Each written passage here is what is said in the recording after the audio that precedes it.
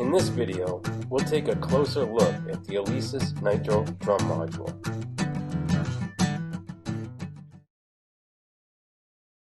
This is the Nitro Drum Module, the brains behind the Alesis Nitro Mesh Kit.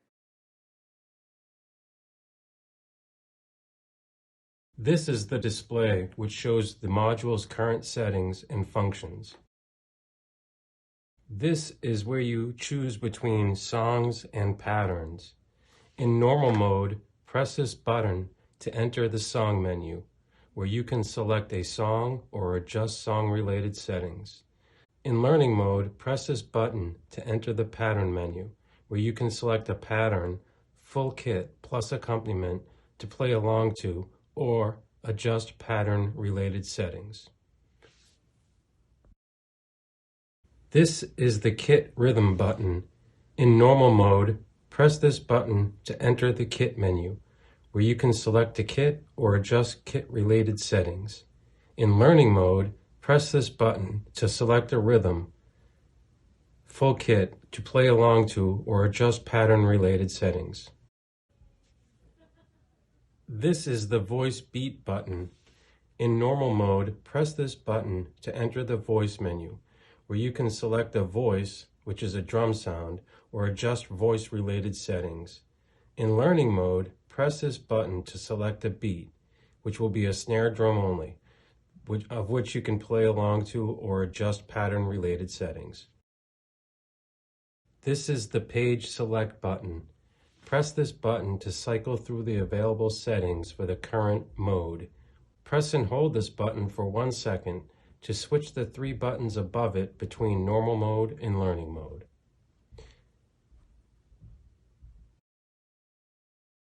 This is the volume toggle. This adjusts the output volume of the main out and phones. This is the Start-Stop button. Press this to start-stop playback or recording. This is the Save button. Press this to save your current kit settings. These arrow buttons are used to change the value of a setting shown in the display. Usually this adjusts numeric values, such as kit numbers or effect levels. This is the Drum Off button. When it's on, its LED light will be lit and the pre-recorded drum part will be muted so you can hear only your performance and any accompaniment, which is the backing music. Press it again to hear the pre-recorded drum part. This button will automatically be on while recording. This is the Record button. Press this button once to record arm the module. Its LED will flash. To stop recording, press Start Stop or hit a pad. When recording, its LED light will be solid.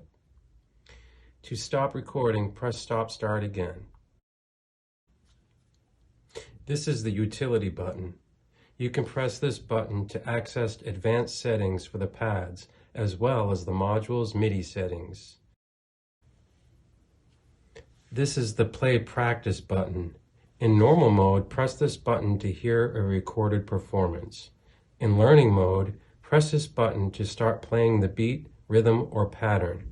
You can then play along to it without being scored. Press and hold this button for 2 seconds to hear the playback of your practice. Every practice is automatically recorded. Press it again to stop playback.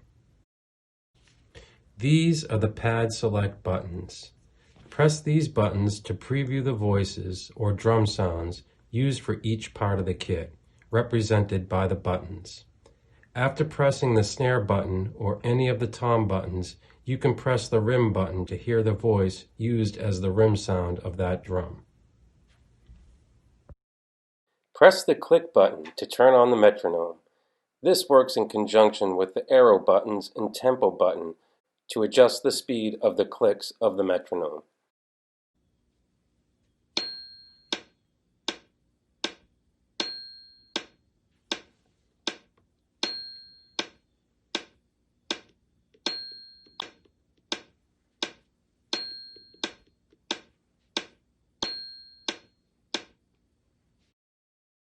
On the right side of the module, you'll find the power input and the on and off button. The phone jack is located on the left side of the module. The phone jack can be used to output to a speaker or headphones. This diagram shows the back of the Alesis Drum Module. Going from left to right, on the far left you see the USB port that you can use to connect to a computer. The next two ports are MIDI in and MIDI out ports. You can use those to connect to an external sound module or a MIDI keyboard.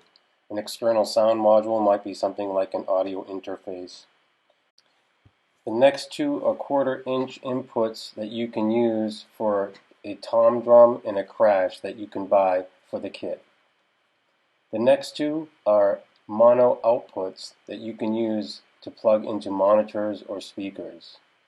And the final one is an input in which you can use a phone to use applications like Spotify and others to play along with.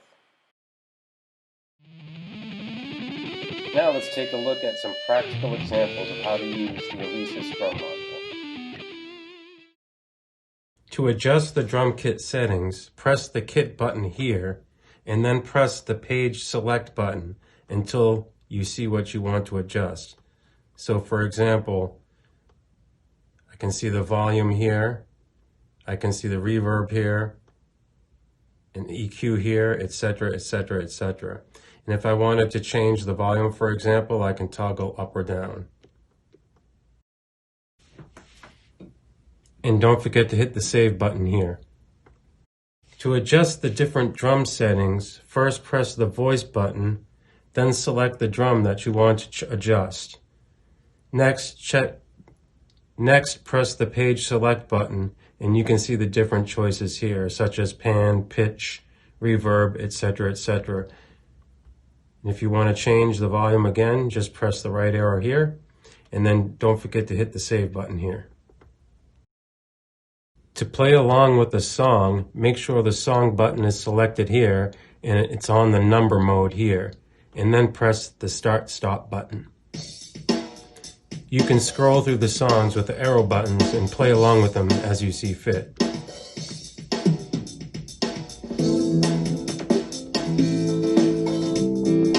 You can also turn the drums on and off.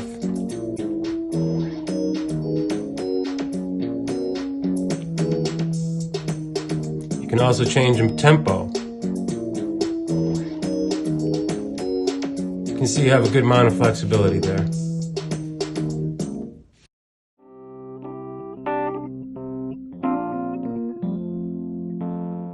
Let's review some of the most common use cases.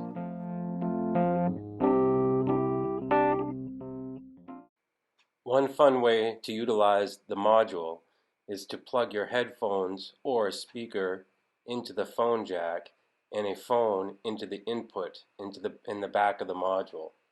That way you can play along to songs in Spotify or other apps of your choice.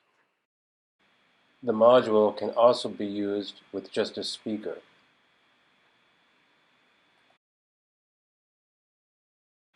Or headphones.